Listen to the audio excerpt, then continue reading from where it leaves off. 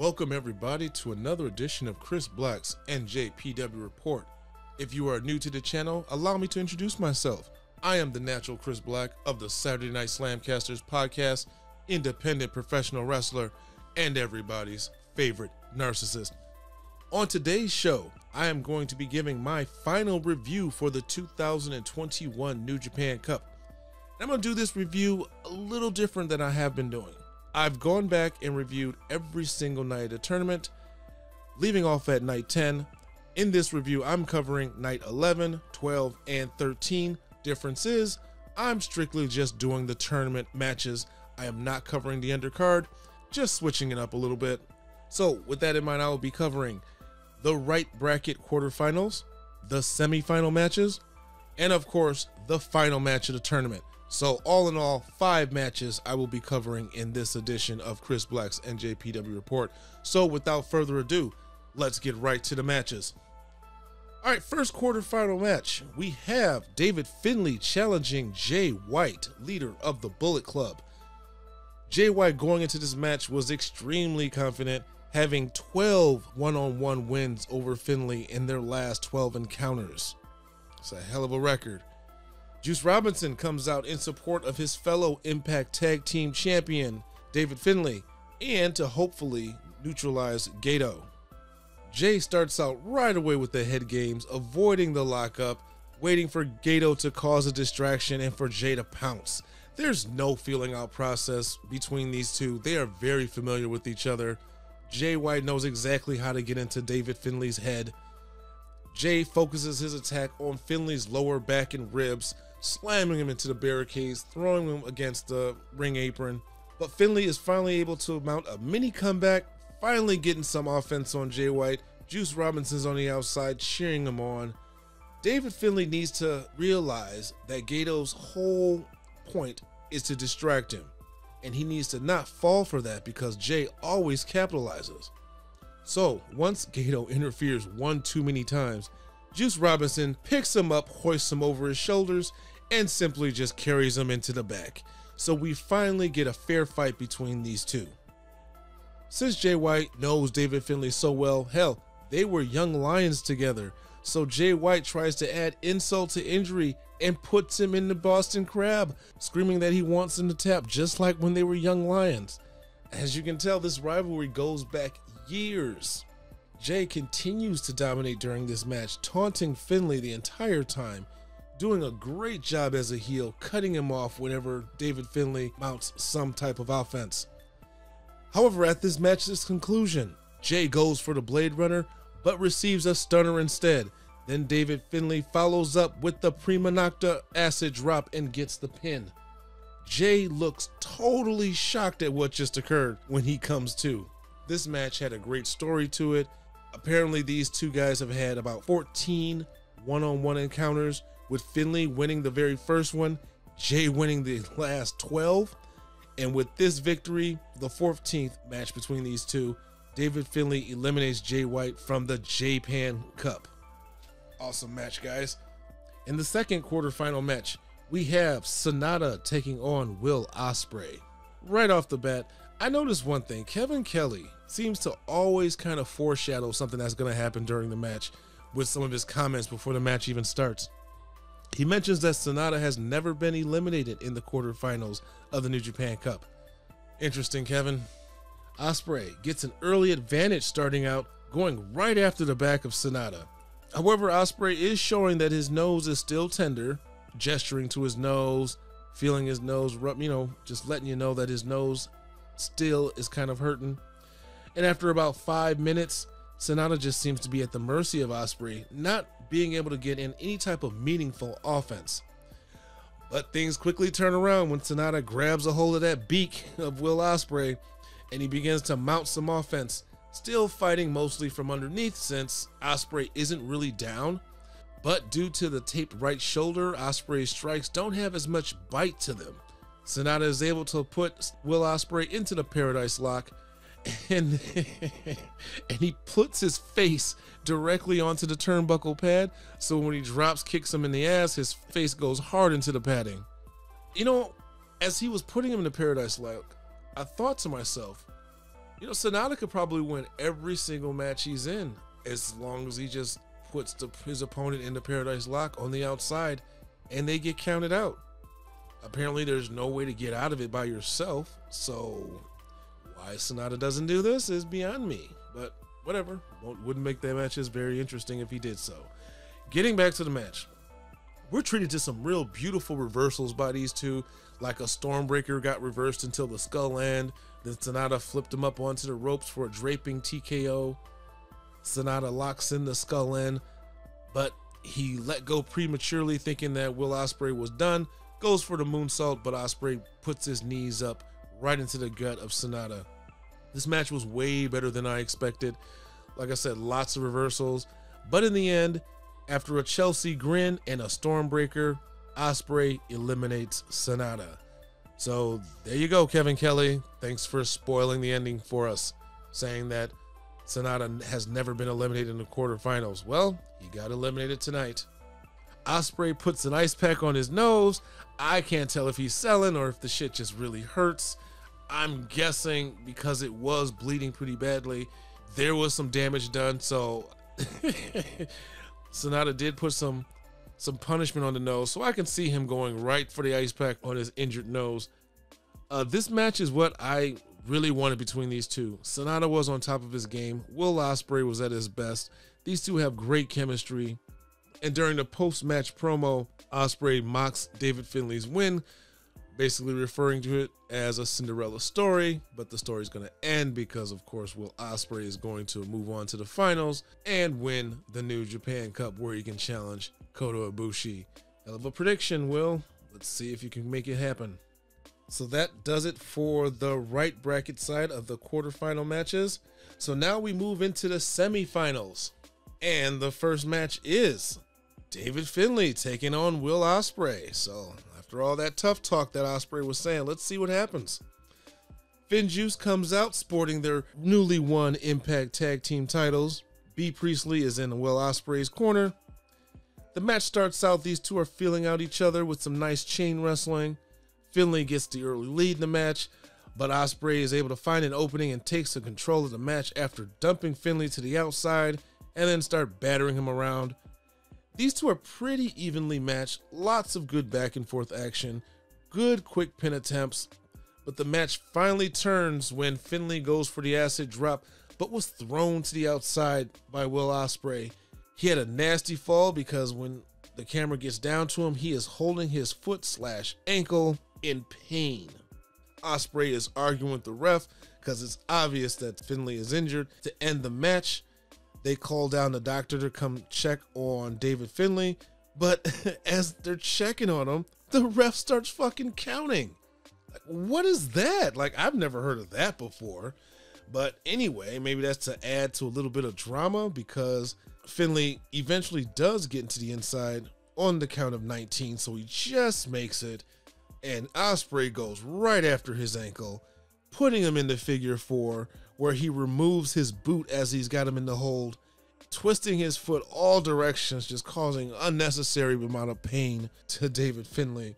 Will Ospreay just starts taking liberties, just beating on a semi-defenseless David Finlay. However, he is not down.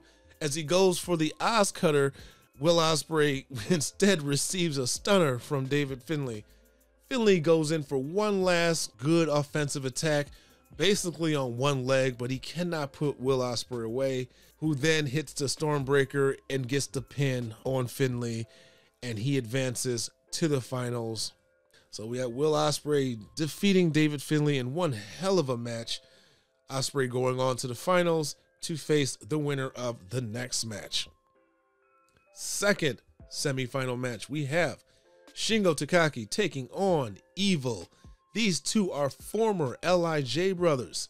Matter of fact, when all this went down was about a year ago at the last New Japan Cup, where Evil turned on LIJ to join the Bullet Club. And Shingo has not had the opportunity to get his hands on Evil, unlike some of the other LIJ members. Shingo has the upper hand in the match until Dick inserts himself, allowing Evil to take over. He throws Shingo into the timekeeper's table, Normally that's a distraction to do the whole baseball swing with the chairs, but instead Evil decides to lay some chairs out on the floor and then suplex Shingo on top of that stack of chairs, doing damage to Shingo's back.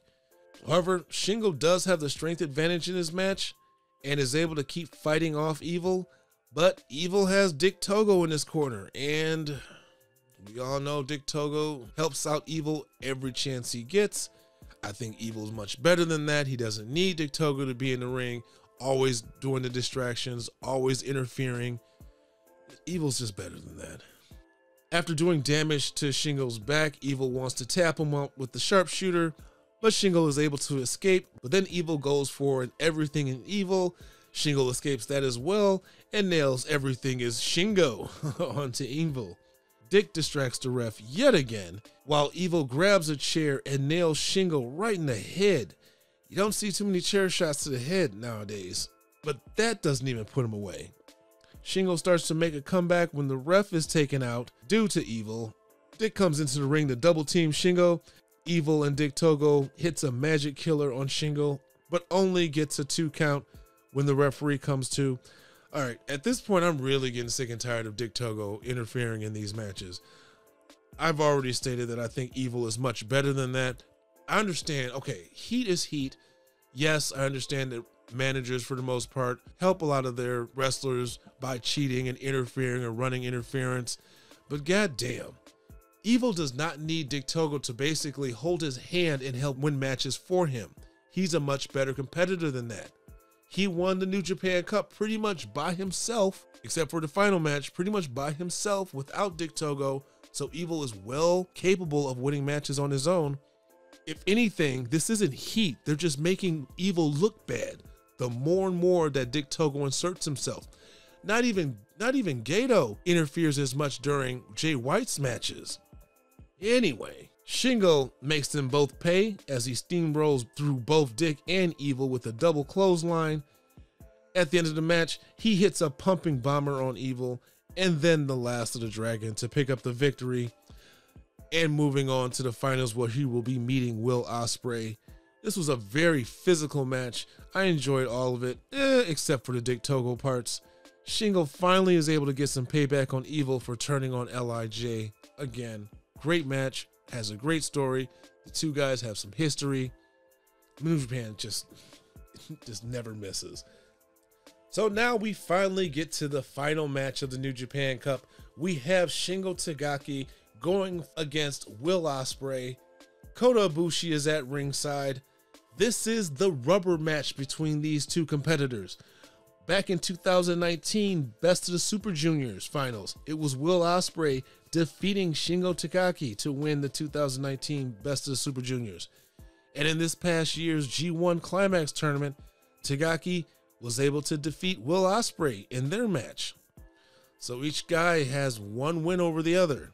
This is the third match. Who will get the final win? At this point, I'm pretty sure we all know. As the match starts out, they take some time to feel each other out a little bit and get reacquainted, trading some strikes. Both men reverses out of each other's moves, showing that they know each other well. Visually, you can tell both men are just physically worn the fuck out. Ospreay has his shoulder tipped, his nose is still tender. Shingo has his lower back taped up. This tournament has not been kind on these two. Shingo clearly has the strength advantage in this match, but Will Ospreay, my God, his speed, his agility, evenly matches the strength advantage that Shingo has. Ospreay finally gets the opening that he needs and begins working the back of Shingo using the outside barricades. And I'm talking, he gives him a back suplex right on top of the barricade. That shit looked painful. Will Ospreay is just relentless in his attack on Shingo's back. Shingo's out there selling like a champ. They're fighting on the outside. Whenever he gets the upper hand on Will Ospreay, he hides behind Babe Priestley, which causes a distraction. I noticed that the rest of the United Empire is also sitting at ringside. Dick Togo, take notes. They did not even interfere in this match. They just sat there. They had faith in their leader. They knew he would get the job done. These two work really well with each other. They complement each other's styles. Will Ospreay He knows that he has to be a lot more aggressive during this match, so he sets up a table on the outside. Normal rules of wrestling is whoever sets it up normally ends up taking it. So that's not what happened, but I'll get to that soon.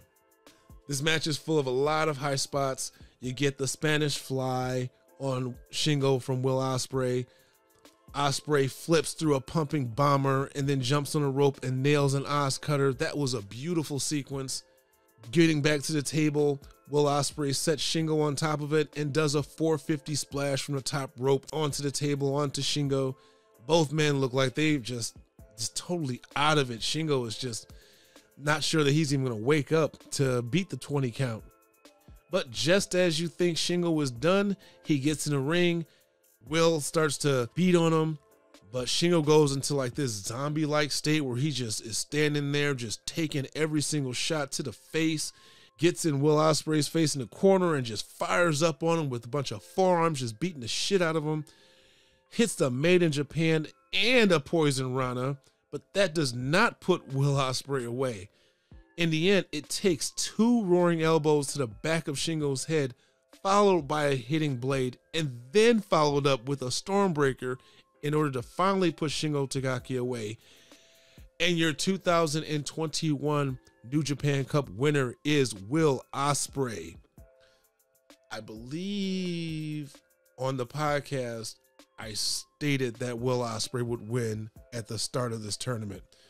And I gave my reasons why. Of course, it wasn't going to be Jay White because he already faced him before. It wasn't going to be Sonata.